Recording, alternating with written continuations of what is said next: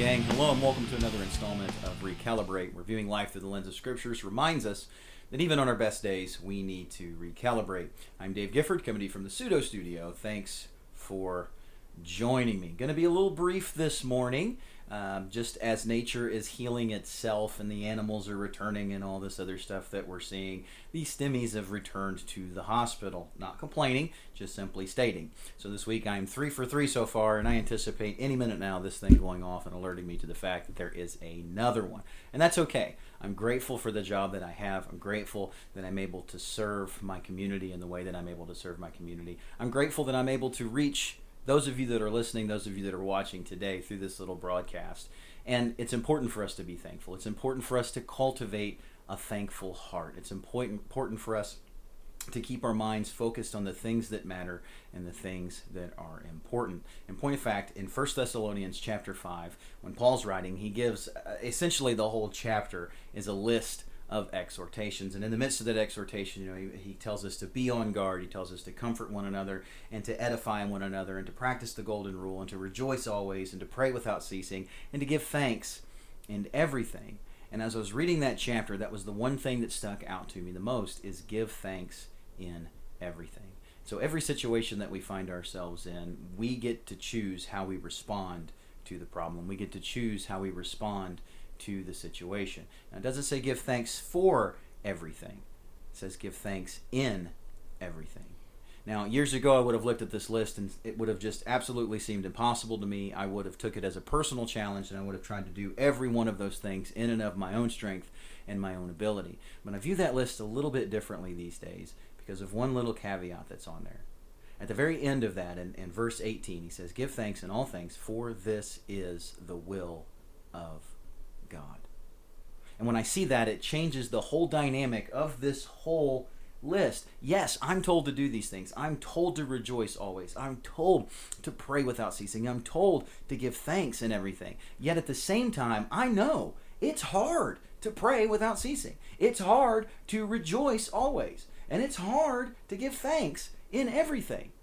But I take great comfort in the fact and knowing that because it is the will of God, I will be strengthened and empowered by His grace to do just that. So is it always easy? No, it's not always easy. But it's always doable. Not in our own strength and not in our own ability, but through grace. Through grace, we can pray without ceasing. Through grace, we can rejoice always. Through grace, we can give thanks in all things. And the Lord has really just been speaking to my heart about that. There's things that I have, just speaking about me personally now, things that I have a propensity to complain about. And He's been shifting my focus through the Word of God and recalibrating me, no pun intended there, and seeing things differently than what they really are. Instead of complaining about the mountain of laundry that I've got to fold and put away for my kids and all that jazz, I'm starting to thank Him more for the fact that my kids have clothes and more clothes probably than what they need. Instead of griping that the house needs to be pressure washed, I've learned that to be grateful because I have a house is a much, much better attitude to take in that regard. And so instead of complaining because of the pager being called in or because, I have to go to work on Saturday because we have a case. No, I have a job and I'm thankful for that.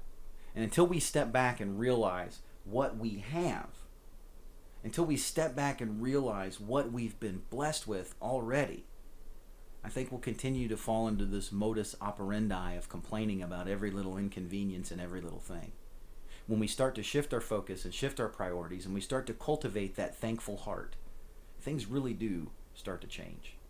They'll change in us, and hopefully because of our attitude and because of our action and because us putting into practice what we're reading, it'll change things around us.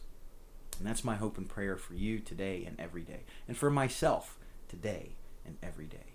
Lord, help me cultivate a grateful heart, a thankful heart. Help me to rejoice always. Help me to pray without ceasing. Let it change me so that I can make an impact and affect those around me. So that I can step into environments and shine the light of the gospel where it might not have been shown before. Amen. Amen. So like I said, guys, a little brief today. It's a crapshoot between whether or not I'm going to get called in, so I wanted to make sure for consistency's sake that I went ahead and got another video out for you guys, another broadcast out for you guys. Love doing this. It is a blessing to reach as many people as I've reached. And no, I'm not in the thousands or anything like that. And that's fine, because that's not what it's about. Who knows what God will use this broadcast for in the future, or how he's using it even right now when you're listening. The important thing is that someone is listening. The important thing is that I'm going to stay consistent and obedient in what I feel like the Lord has called me to do. So thank you so much for the encouragement that I've been sent, for the comments, for the interactions, for the subscriptions, that whole kind of thing. Thank you, thank you, thank you. Going to keep on doing it until God says don't do it anymore. Okay? So that's the way it is. So come in every Friday morning. I'm going to try to get new stuff out to you guys. If you're watching via YouTube, go ahead and hit that subscribe button, ring the bell so that you can be notified when new content drops. And if you're watching on Facebook, please be sure to like the video, share the video, make a little comment if you have questions, suggestions for broadcasts, whatever it might be. I love the interaction and the dialogue that takes place. Amen. So, with that being said, until I see you again face to face or back here on the interwebs, grace and peace to you.